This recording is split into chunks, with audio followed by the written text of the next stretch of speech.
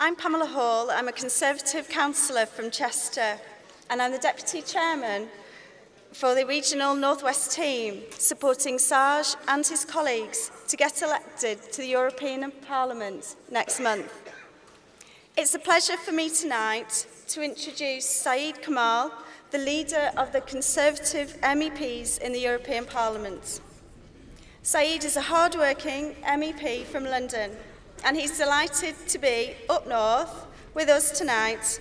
He's familiar with the North West, having attended university in Liverpool, and as an Evertonian, I'm afraid to say he left with a love of Liverpool Football Club.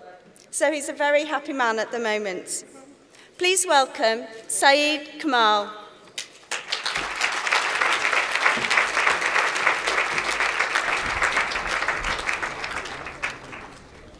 Thank you very much, Pamela. Prime Minister, ladies and gentlemen, brothers and sisters, Assalamu alaikum. It's a pleasure to be here with you this evening. When Saj told me what sort of event he was going to put on, I knew it would be impressive, but I never thought it would be this strong. And I'm extremely grateful to all of you for making the effort to be with us here this evening. Saj and I have just come back from the European Parliament in Brussels, where we held a voting session. Just today, we voted on whether to lift custom duties for Ukraine, on the fees that banks charge when you use your credit card, and your mobile phone bill when you go abroad. And that was just one day. Whatever you think of the European Union, and whatever you think of the European Parliament, let us remember that when it comes to law, the European Parliament has equal power with the 28 countries of the European Union. So don't let anyone tell you that the European Parliament is just a talking shop. Whether you like it or not, it matters who you elect as your MEP. And here in the North West, you are very lucky to have Conservative MEPs who fight for the best deal for Britain and for the North West. Let us just look at Sajjad's track record. Working with a Conservative Prime Minister, he's led the agenda on cutting EU red tape, especially for the smallest businesses in the North West. Thanks to Saj, for the first time, the European Parliament is looking at the idea of giving national parliaments, such as Westminster, a red card to stop EU legislation. And thanks to Saj, we have blocked some of the more stupid proposals from Brussels, such as banning hairdressers from wearing high heels. But Saj has never forgotten where he's come from. Let us not forget that thanks to Saj, 3-year-old Atiya Anjum Wilkinson was brought back home to her mother after her father snatched her away and left her in a hidden location in Pakistan. Thanks to Saj, Mirza Tahir Hussain, who had been on death row for 18 years, was released. And thanks to Saj and his chairmanship of the European Parliament Friends of Pakistan group, the textile industry in Pakistan has easier access to markets of the European Union. This is a great record of achievement, and so I ask that you all come out to help Saj this May so that he can continue to deliver for the communities of the North West. But let us not forget what happens when good people don't turn out to vote. You get bad MEPs. And you know that in 2009, low turnout led to a BNP MEP being elected for the region. Never again should we allow this to happen. A lot of people have said that reform of the EU isn't possible. It can't be achieved. But I'm reminded of what my father used to say to me. My father came to Britain in the 1950s. He worked on the railways and then he worked as a bus driver. And he told me, there is no limit to what you can achieve if you believe in Allah, believe in yourself, and work hard.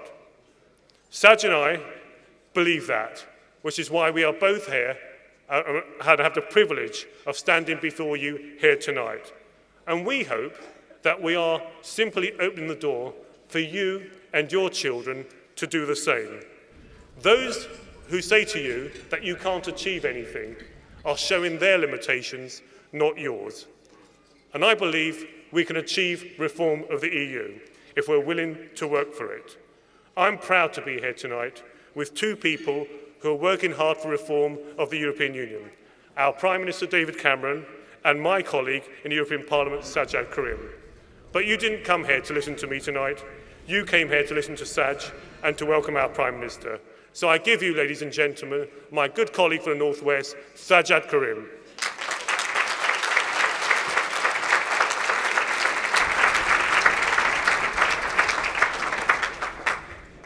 Bismillahir Rahmanir Rahim. Prime Minister, High Commissioner of Pakistan, ladies and gentlemen, Assalamu alaikum, Sat Sri Akal, Namaste, and good evening. May I firstly welcome you all as my guests here this evening for this very special occasion. Prime Minister, it really is a tremendous honor for us that you have joined the British Asian community here in the North West this evening.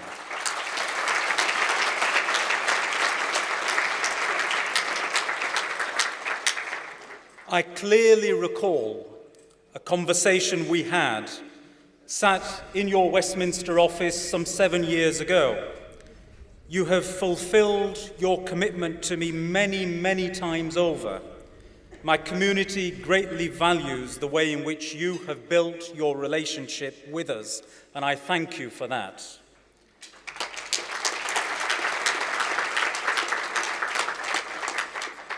It is now my 10th year serving the North West as a parliamentarian, and 20th year serving in a publicly elected office. I hope that it's beginning to show. It was just as sweet for me, however, when as a councillor I secured the first 20-mile-per-hour zone for my ward, as it was to become the first Muslim from Britain to be elected to the European Parliament. It really is a huge privilege and pleasure representing such a diverse region. It is only right that we see the future development of our nation through the foundations of our history, a history based upon the contributions of so many, sometimes in very distant lands, but always with a commitment to our shared values and identity. Just as Her Majesty the Queen started her Jubilee celebrations, shrouded in the tremendous diversity of Leicester, it is essential that on the remembrance of the First World War, we follow Her Majesty's lead and remember all those who sacrificed so we could be free today. On the battlefields of Belgium, fighting under the British flag, despite his company being overrun and killed, a sole soldier fought gallantly, and despite being seriously injured, he manned his gun, delaying the enemy just long enough for reinforcements to arrive and prevent a final breakthrough and the capture of vital positions. Such was his bravery that he was presented with the Victoria Cross. That soldier was Khudadad Khan. Far too many people in our nation are unaware of our own history. And it is this lack of awareness which is today creating many political challenges for us. We are an open, outward-looking, ambitious nation with tremendous strengths and an ability to face challenges and succeed. But our core value is not success at any cost.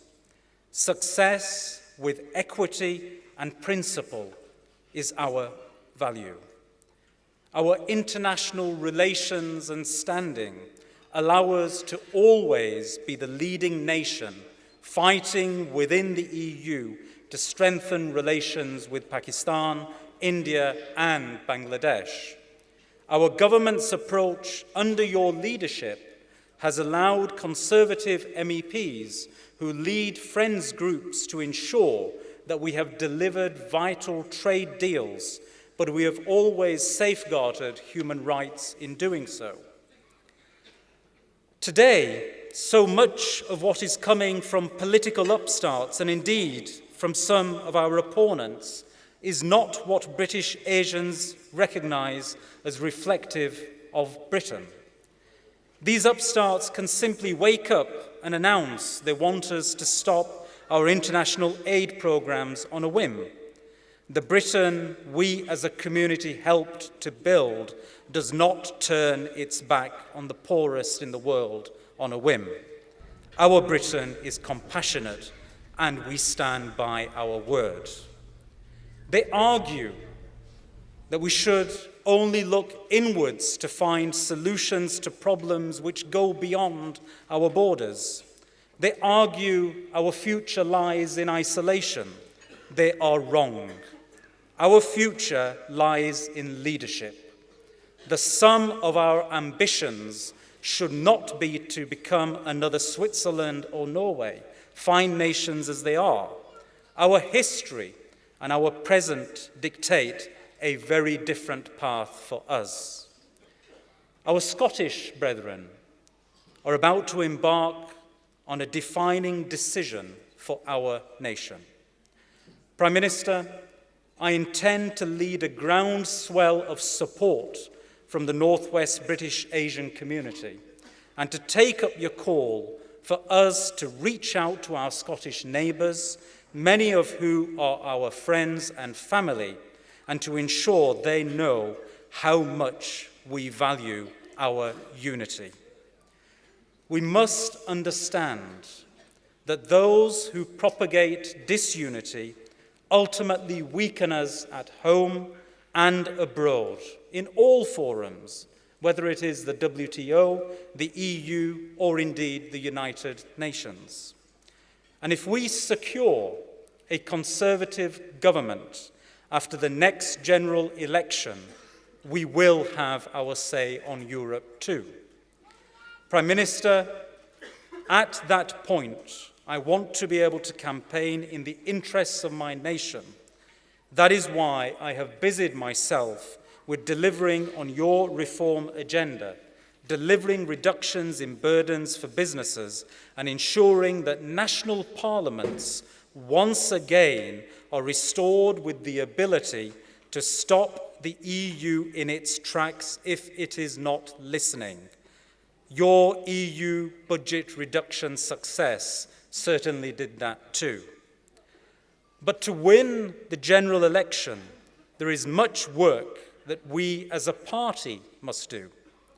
I recognise that despite the shared values between British Asians and the Conservative Party, in many places we simply are not cementing on this.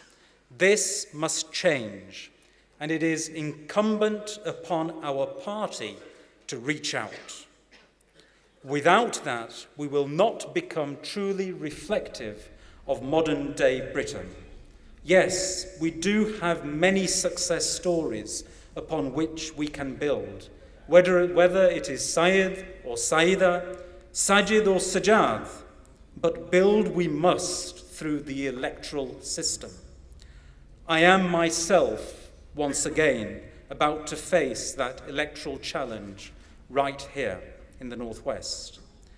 But to know that I have my Prime Minister and party leaders' confidence gives me strength in the eyes of my electorate. I hope to deliver the North West once again for our European team, and will be calling upon you all to help make this happen. Our diversity is amongst our greatest strengths, and that is the platform upon which I wish to build. A strong United Kingdom taking leadership in Europe and playing its part on the international stage, with the British Asian community's contribution clear for all to see. Prime Minister, if you would please allow me to say a few words in Urdu.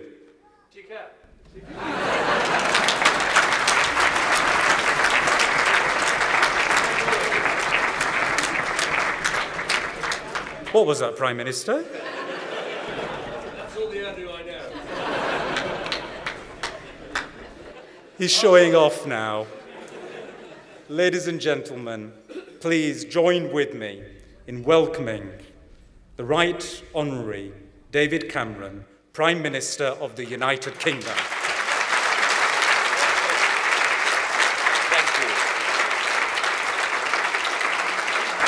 Thank you. Thank you, Saj.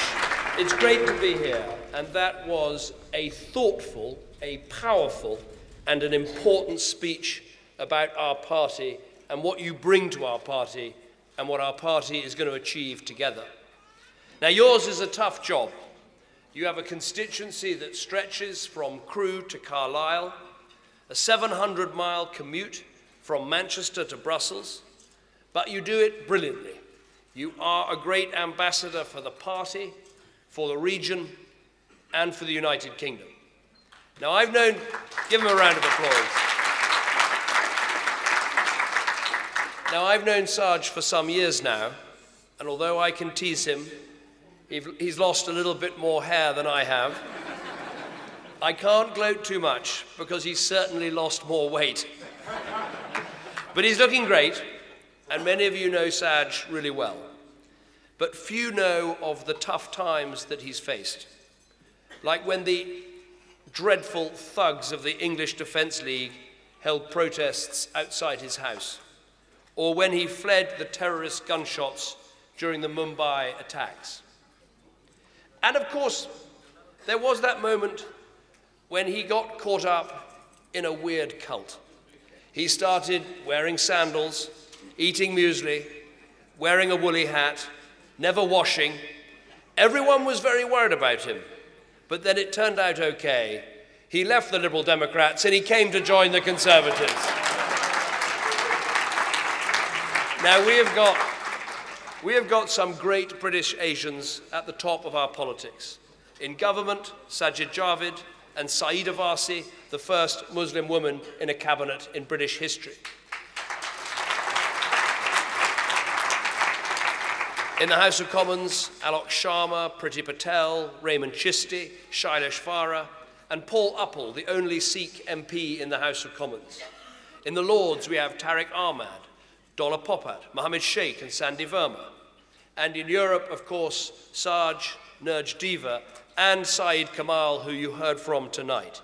He is the leader of the Conservative Party in Europe, the only British Asian to lead a party in Parliament, and once again, just as we did with the first woman Prime Minister, it's the Conservatives leading the way. But my friends, we need to go further and faster. Not because it ticks some box or fills some quota, but because a more representative Parliament is a stronger Parliament.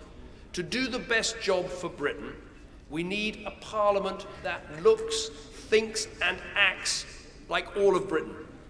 But we shouldn't stop, and we won't stop, until we see more British Asians make it to the top of every field.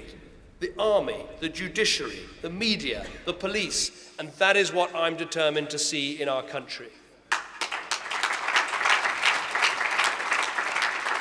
Now, the values I see among our Asian parliamentarians are the values that I see among British Asians. These values make our nation stronger, like the importance of family. Family first, no compromise, looking out for each other, sticking together. I experienced that when I went to live with a Muslim family in Birmingham. Tight-knit, resilient, independent. And for me, that sums up so many Asian families. Families are the bedrock of our society. And that's why we in the Conservative Party are proud to do more to help with childcare, more to help with school choice, and yes, more to back marriage in our tax system. Then there is the commitment to community. I've seen it for myself time and again, like at the Jamia Mosque here in Manchester, which I attended last Ramadan. It isn't just a place of worship, it's a youth club, a school, a meeting place. And it isn't just for British Muslims, because they throw open their doors to the whole community at events like the big iftar. And believe me, they rope everyone in to mucking in. When I went, I ended up chopping onions and frying samosas. Now, the point is this. Long before I started talking about the big society, Asian communities here in Britain and around the world were living the big society, and that is so vital for our national life. Then there is the enthusiasm for enterprise, a value we need perhaps now more in our nation's history than ever.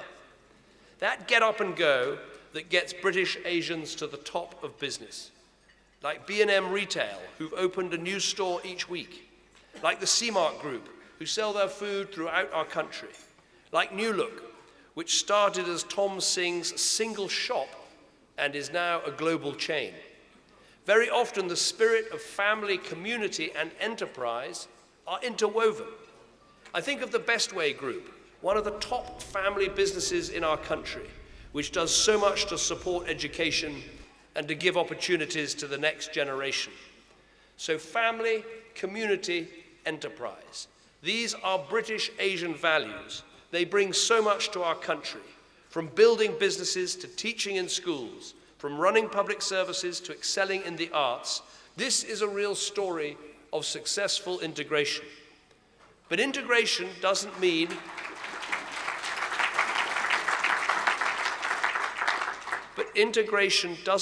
that you have to give up the things that you hold dear in your religion. We should respect that. So in finance, I am proud to be the British Prime Minister that will deliver that Islamic bond, the Sukuk, here in our country.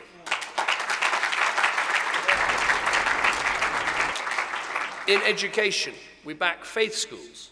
And of course we care about animal rights, but we care about people's rights to eat the traditional food that their religion dictates. And let me tell you, as long as I am Prime Minister, you can assure that halal meat is here to stay in Britain.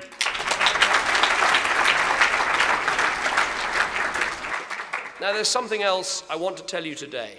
There are some big challenges ahead, and your backing will be vital. First, as Sajjad said, we must keep our United Kingdom united. In fewer than 6 months, Scotland will vote on whether to go it alone. For the North West, Scotland is next door. You have close ties over the border. And while you may not have a vote, you do have a voice. So phone your families, text your friends, email your business associates, and tell them our nations would be weaker apart. We are stronger together. We've done so much together, and let us keep our family of nations together for a stronger future.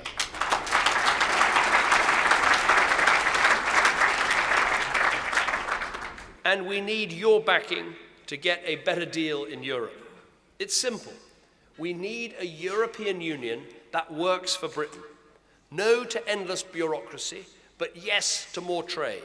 No to more and more red tape, but yes to a competitive and dynamic Europe. In me, you have a Prime Minister who has cut the EU budget for the first time ever, who vetoed a treaty that wasn't in our interests, who will always stand up for Britain in Europe. And it is the same with Saj, with Saeed, and the team. He is there fighting the tide of regulation that crushes our businesses.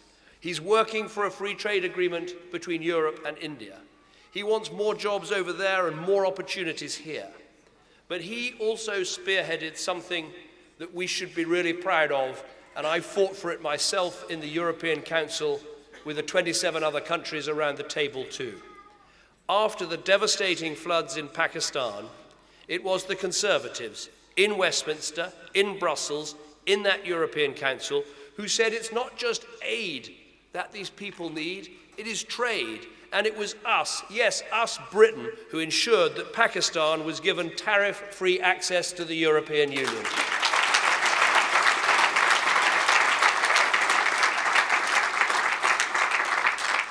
So Sajjad is part of a great team, a team that fights tooth and nail for Britain in Europe. And the choice at these elections is clear. Labour and the Liberals won't give people a say. UKIP can't give people a say. Only the Conservatives, a strong Conservative Prime Minister, strong Conservative MEPs can deliver real change in Europe. And only we can and will deliver that in-out referendum. Now, above all, we need your backing for our long-term economic plan. It has 5 parts, and each part goes right to the heart of what I believe all of us in this room believe. 1, dealing with the deficit and our debts. We must not leave our children to pay our debts. This is not in our national mindset, and it's also at the heart of our faiths. Islam instructs us to write down our debts and leave nothing out. Hinduism teaches us to gain wealth by honest and lawful means. And Christianity tells us that a good man leaves an inheritance to his children's children. So we are getting the deficit down day by day, bit by bit. It's down by 1/3 already.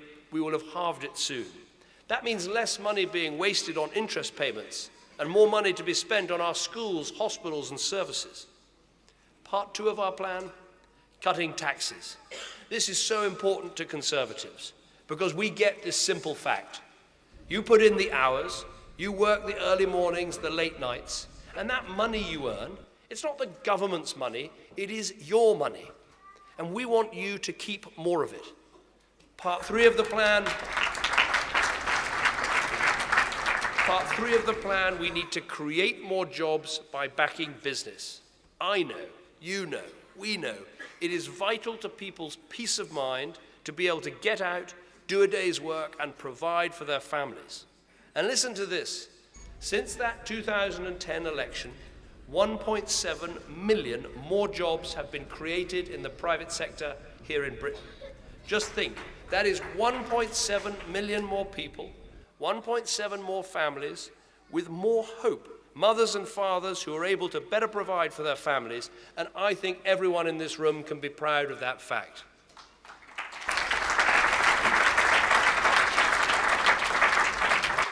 Part 4, we've got to cap welfare and properly control immigration. This is about getting British people, your sons, your daughters, nephews and nieces, back to work. It's about delivering for people who work hard, who play by the rules. And it is delivering. The number of people claiming out-of-work benefits has fallen by more than 600,000. Part 5 of our plan might even be the most important of all, education.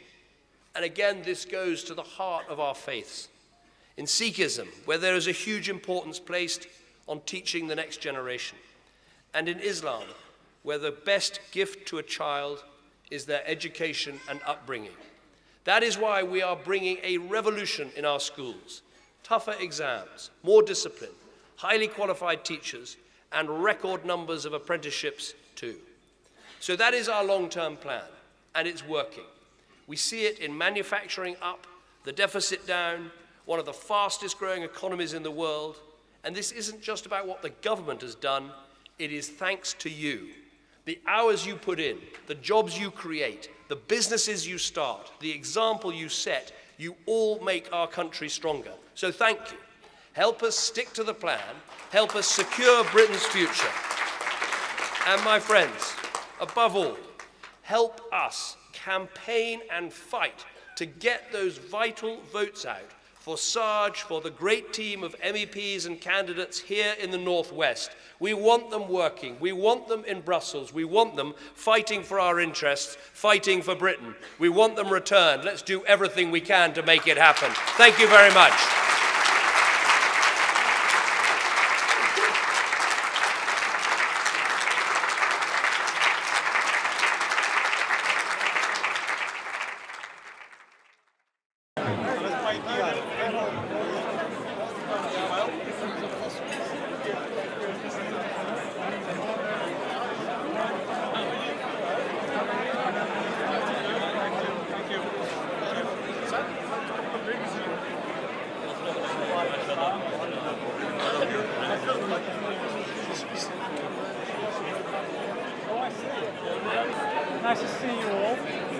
Nice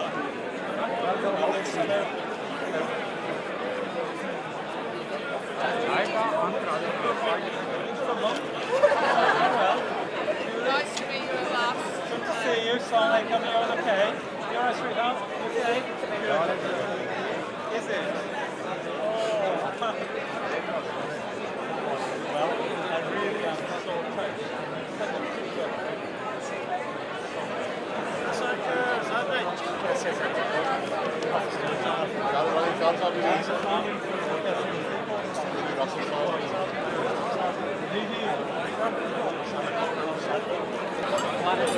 Mubarak, thank you. Congratulations.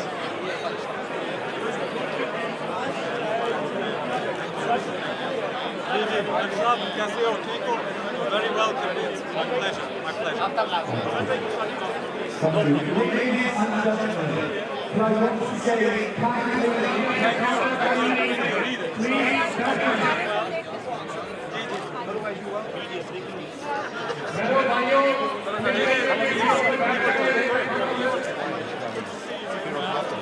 I have a sneaky habit of bumping into him wherever I am. The entire FAMS team is here, Acha? and I've got all of them. Thank you.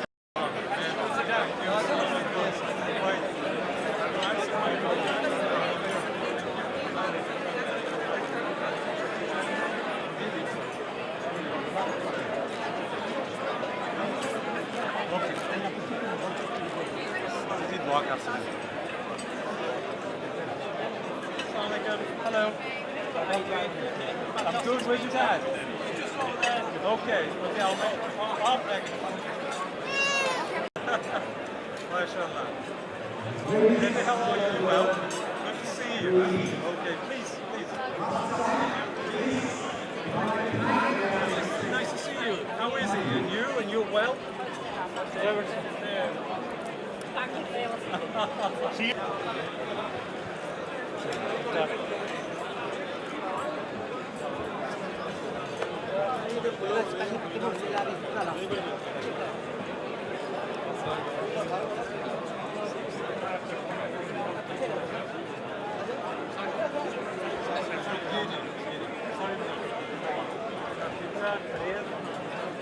हाँ जी अस्सलाम वालेकुम Blackburn सारे ठीक हैं हाँ जी कैसे हो जनाब ठीक ठाक बैठो जनाब बैठो सारे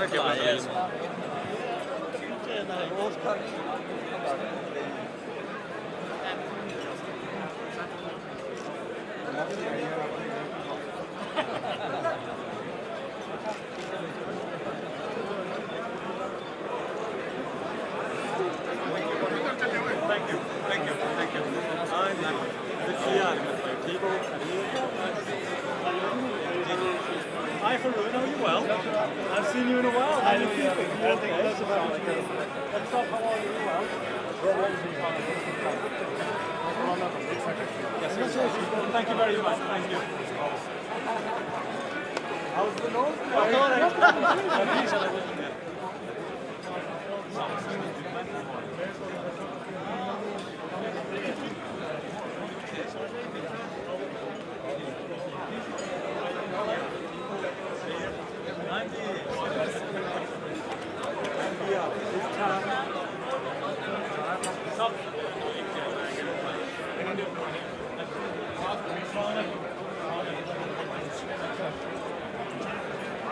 अच्छा नमस्ते जी नमस्ते कैसे हैं आप You are well, I hope. Hi, how are you? Nice to meet you. Likewise, thank you for making the time to come in to see me. And your son? Yes, of course. I'm with you. Come on, Vijay, come on. Thank you.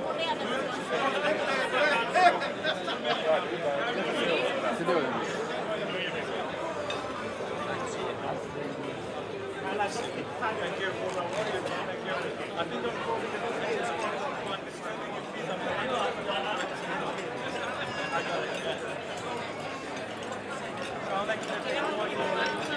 Thank you so much to all of you, making so much time. Assalamu alaikum, how are you?